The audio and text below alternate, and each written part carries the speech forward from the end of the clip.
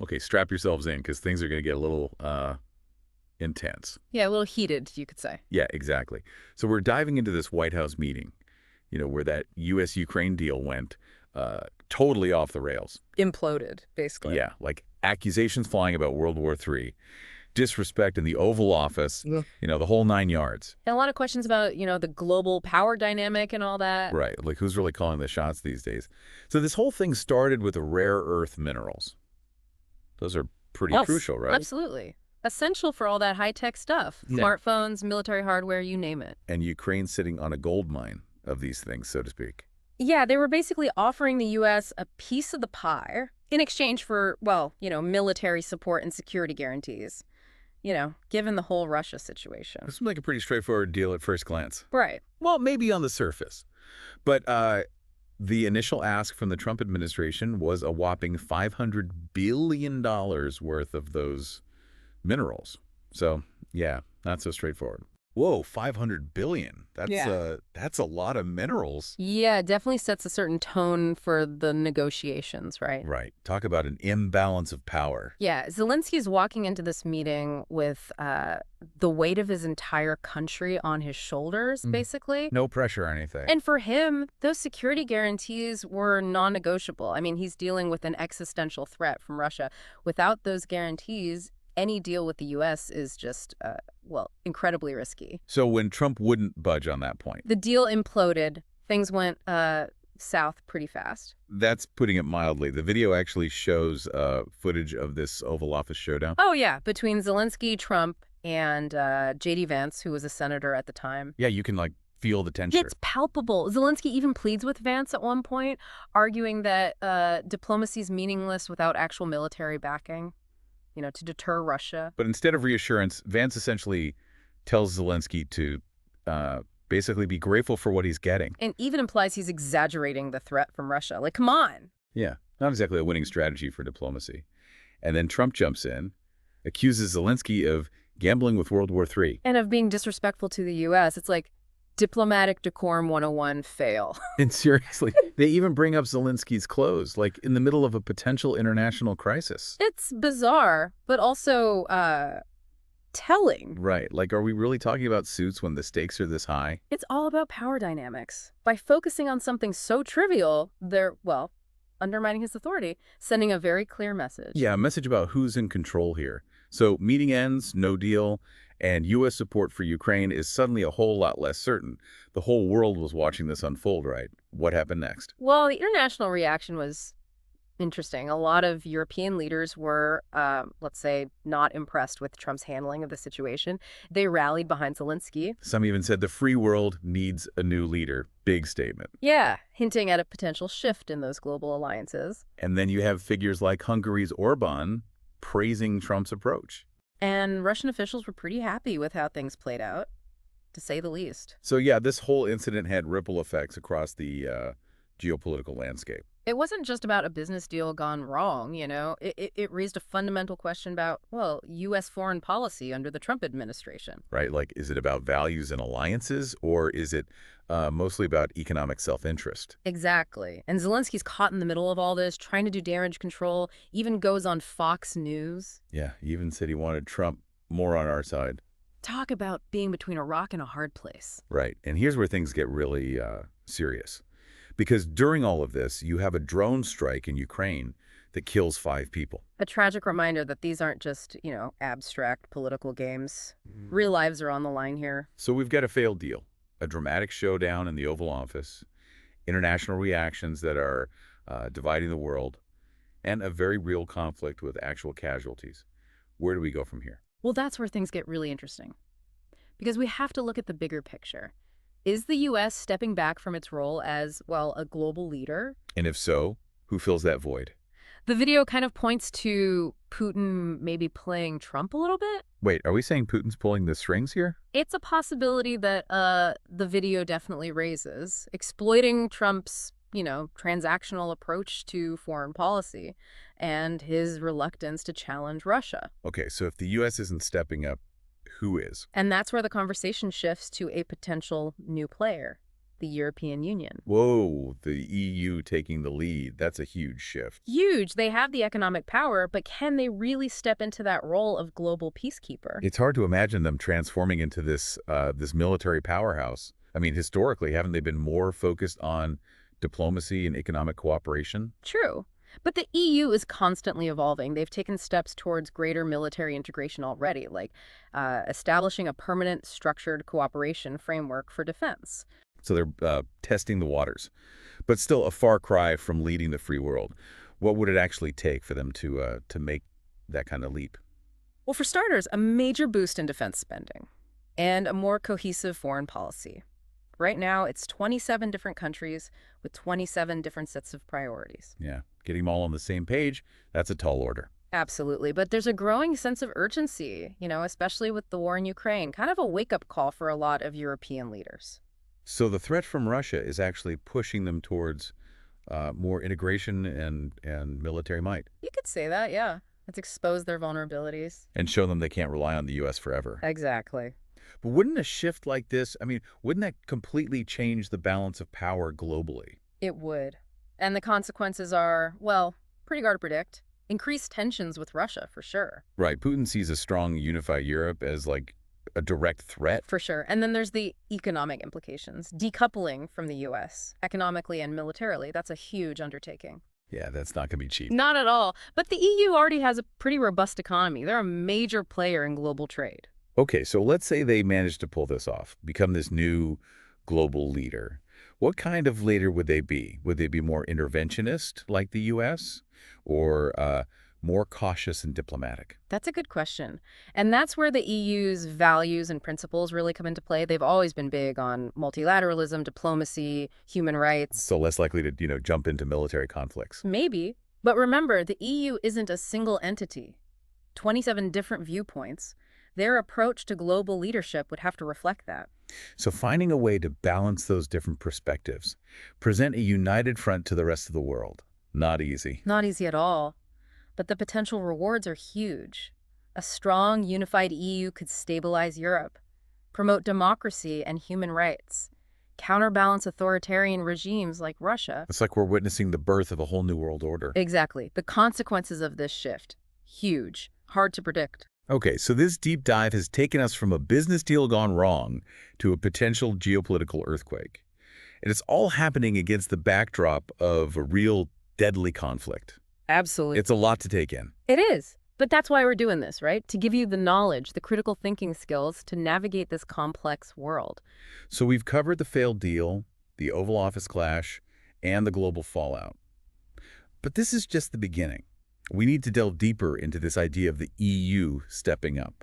What would that actually look like? And that's exactly what we'll be looking at next, the EU's capabilities, the challenges they would face, and what their rise could mean for the future of global leadership. Buckle up. Things are about to get even more interesting. Stay tuned. So we've talked about the EU potentially stepping up as a global leader, but we've also highlighted the massive challenges they'd face. It's daunting, to say the least. It is, but it's also an opportunity, right? The EU has the potential to really reshape the global order, promote a more cooperative and, rules-based system, champion those values of democracy, human rights, peace. It's a vision that's both inspiring and incredibly ambitious. For sure. And whether or not they can actually pull it off, well, that remains to be seen. But one thing's for certain, the world is watching. Stakes couldn't be higher. So let's say the EU does decide to step up to fill this leadership void. What are some of the specific challenges they might face? Well, one major challenge would be developing a more robust and integrated military force. They'd need to, bridge the gap between their current capabilities and what would be required to, well, credibly deter threats from Russia and other potential adversaries. So they need to seriously beef up their military. Yeah, basically. Increased defense spending is a must. But it's not just about throwing money at the problem. They'd also need to streamline their decision-making processes, improve what they call interoperability between national armies, develop a clear strategy for, actually deploying their forces. So a lot of internal work to do before they can even think about projecting power on a global scale. Precisely. And then there's the whole diplomacy challenge. The EU would need to navigate a a very complex web of international relationships, building alliances, forging consensus on, on big issues like trade, climate change, human rights.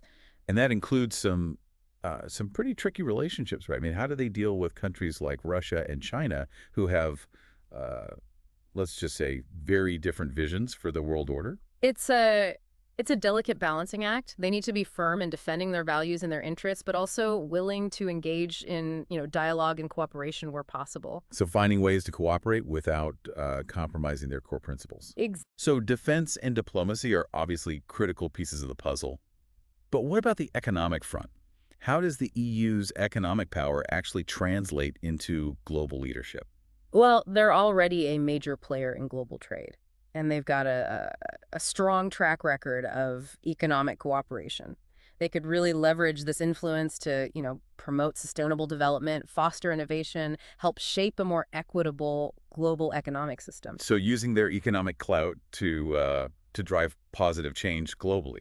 Yes, but they'll also need to be mindful of the potential economic costs of, decoupling from the U.S., particularly in areas like defense and technology. Right. There are going to be trade-offs for sure, and they'll need to make some tough choices about where to invest their resources. Absolutely. And those choices are going to have big consequences, not just for Europe, but for the whole world. It's a lot to consider, and frankly, it's pretty hard to predict how all of this will actually play out.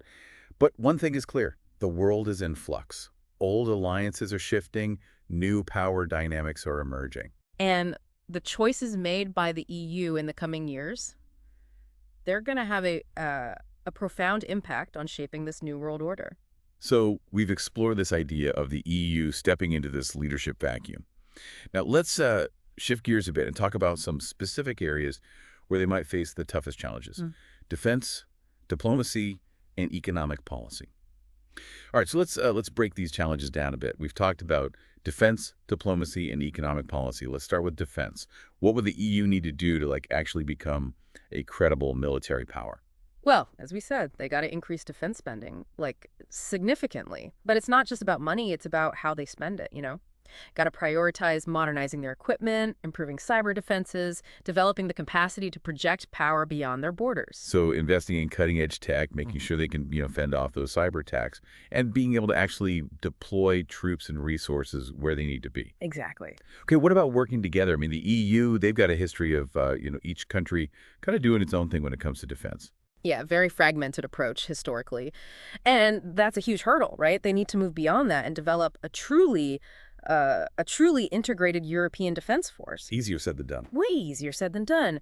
Streamlining decision-making, improving what they call interoperability between national armies, establishing a clear chain of command. So basically getting everyone on the same page, operating as like a single unit, not 27 separate armies. Sounds like a logistical nightmare.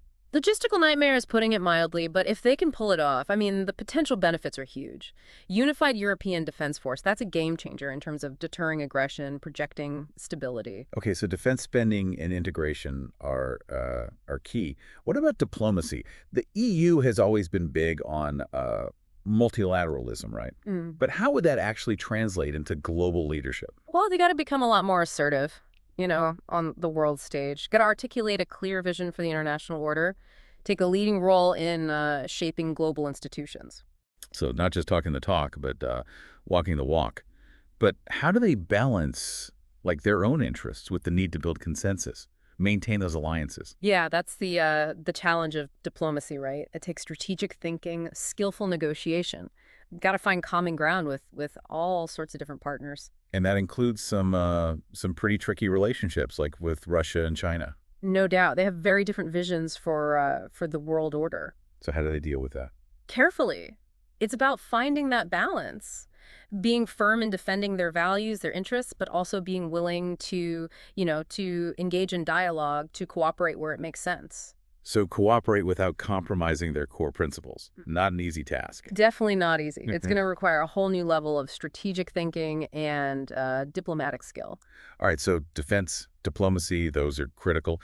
But what about economics? How does the EU's economic power actually translate into global leadership? Well, they're already a major player in global trade. Strong, track record of economic cooperation. They could leverage that to promote sustainable development, foster innovation, shape a more equitable global economic system. So using their economic clout to kind of drive positive change. Yeah. But they also got to be mindful of those potential economic costs, decoupling from the U.S., especially in areas like defense and technology. Right, because that's going to come with some trade-offs, for sure. Yeah. Tough choices about where to invest their resources. No doubt. And those choices will have consequences, not just for Europe, but for everyone. So it's a lot to consider. And honestly, it's hard to say how all of this will actually play out. But one thing's clear, the world is changing. Old alliances are shifting. New power dynamics are emerging. And the choices made by the EU in the coming years, they will shape this new world order one way or another. So this deep dive, it's taken us from a business deal gone wrong to a potential seismic shift in global leadership. It's been quite a ride. We've looked at the challenges facing the U.S., the ambitions of Russia, and this possibility of the EU stepping into the void. It's complicated stuff, geopolitics, international relations, the human cost of these power struggles. And while we might not have all the answers, hopefully this deep dive has, given you the knowledge and the critical thinking skills to make sense of it all. It's about engaging with different perspectives, challenging your own assumptions. Never stop learning, right? We've only scratched the surface here, and we encourage you to keep digging, keep questioning, and keep learning. Because the future is being written right now, and we all have a role to play in shaping it. So on that note, we'll leave you with a final thought. If the EU does rise to this challenge, what kind of world do you think they'd create? What role do you see yourself playing in that future? Think about it. Until next time. Keep exploring.